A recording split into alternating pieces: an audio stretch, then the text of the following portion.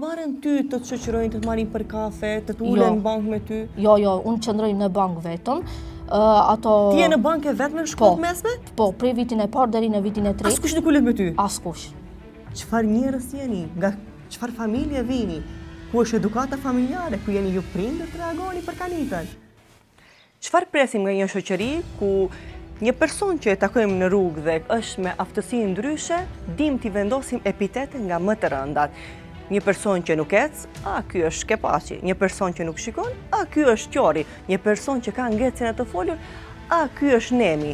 E kjo buron pikërisht jo nga vetë fëmijët, por nga ata të cilët kanë edukuar këto fëmijë, që shprehjet e tilla janë rëndom të përdorura në fjalorin e tyre, pa mos e kuptuar se janë shprehje bulizuese, të cilat rëndojnë fuqishëm ndjenjat dhe shkatrojnë shëndetin mental të personave tjerë të cilëve ju atakohen këto lloj epitete. Ne jemi sot në Shkup tek Kanita, një vajzë shumë e fortë e cila ka lindur me probleme në shikim dhe ndjehet e bulizuar deri në ditën që sot ne flasim dhe ta realizojmë këtë intervistë me ta. Ndiqeni historinë e saj për ta parë dhe për të reflektuar një herë, jo vetëm fëmijët, nxënësit, por për të reflektuar ju prindër, të cilët jeni shkaktar të bulizmit që shkaktojnë fëmijët tuaj.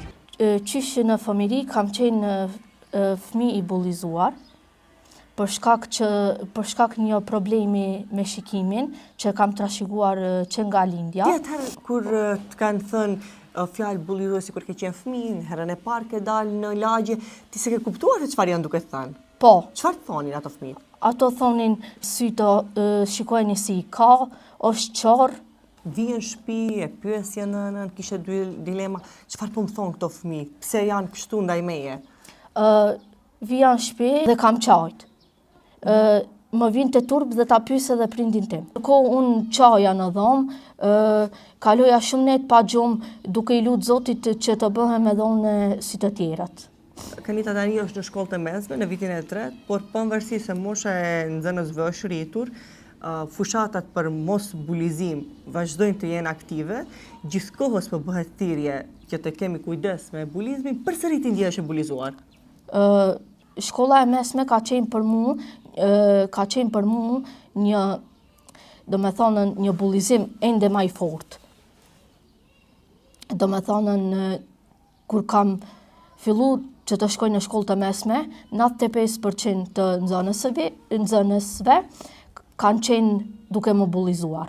Nuk të marrin kafe? Jo, asnjëherë. As nuk më kanë thirrur as për një pushim apo ndonjë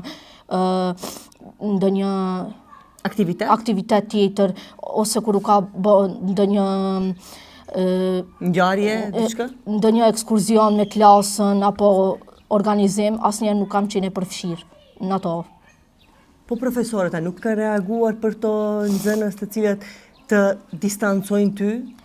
Profesorët kanë qenë të mirë me mua, nuk më kanë thënë asgjë, domethënë, por nuk o që kanë reaguar ndaj nxënësve tjerë. Po, nuk o që kanë reaguar ndaj nxënësve tjerë. Nuk të afrohet askush që ta mbajë dorën? Jo. Asnjëra? Jo. A mund të jetë ky një mesazh për nxënësit e shkollës në cilën ti je, pa dashur t'ja përmendim emrin, që t'ja jepni dorën Kanitës edhe shumë si Kanita që janë në të njëjtën gjendje? Prindër të dashur, apeli është për ju, jo për fëmijët e juaj, sepse fëmijët e juaj janë definitivisht pasqyra më e mirë e edukatës që ju e japni në shtëpitë e tyre. Ju jeni fillimisht bulizues, e më pas janë fëmijët e juaj. Ata janë të pafajshëm sepse janë një derath në të cilën nuk ka asgjë të shkruar dhe shkruajnë gjithçka që shohin si shembull nga ju prindër. Pra ju jeni përgjegjës dhe jo mënyra se si trajtojnë të tjerët fëmijët tuaj. Bëjeni një reflektim për Kanitën dhe për shumë të tjerë që janë si Kanita, të cilëve duhet t'ua japim dorën. A ke ndonjë shoqe? Jo. Hiç asnjë? Jo. Asnjë? Jo. Si pas një shoqe, asnjë nuk dalish kafe? Jo. Po që me mu të dalish kafe? Kur të dalim kafe? Kur dush. Dhe vini ditë të të marë? U kry. Dhe marrim me nënën tënde? Po. Loçka.